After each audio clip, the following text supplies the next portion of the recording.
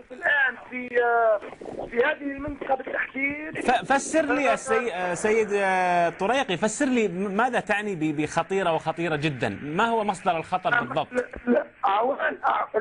قوات الأمن، قوات التدخل تتدخل بوحشية لقمع المتظاهرين صحبة ميليشيا أمنية وحزبية تحاول أن توقع الناس.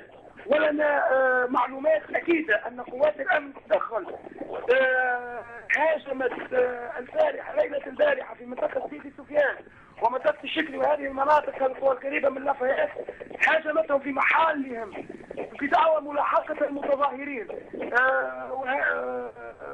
هل التظاهر سلمي سيد سامي؟ هل التظاهر سلمي أم هو يدعو للتدخل الأمني وبعنف؟ في الحقيقة في هذا الاحتقان السياسي والأمني والشعبي لا يمكن تحديدا بيان الأمر. المظاهرات سلمية، أكيد مظاهرات سلمية، وباعتراف السيد محمد الغنوشي البارح في مقابلة مع الجزيرة أن الاعتصام سلمي والمظاهرة نزلت إلى شارع بورقيبة هي مظاهرة سلمية. ولكن طبعا قوى الردة وقوى الالتفاف على هذه الثورة تحاول أن تفرض على الشعب التونسي بالحديد والنار منطقها، فتدس من رجالها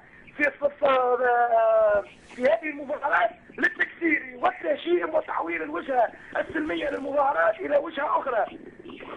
ولنا معلومات أكيدة أن إدارة أمن الدولة تعمل وبكثافة الآن في هذه الأماكن وتحاول بأساليبها قصف رجالها في كل مكان.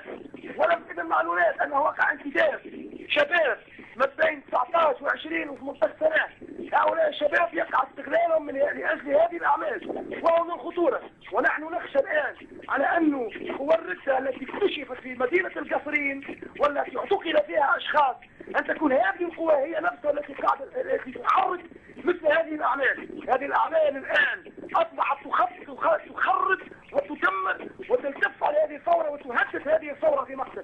على كل نحن نريد أن نقول أن الشعب التونسي شعب متيقظ، الشعب التونسي لن يرتد على ثورته، الشعب التونسي سيواصل في هذه الثورة حتى النصر. طيب سيد سامي هذه الأطراف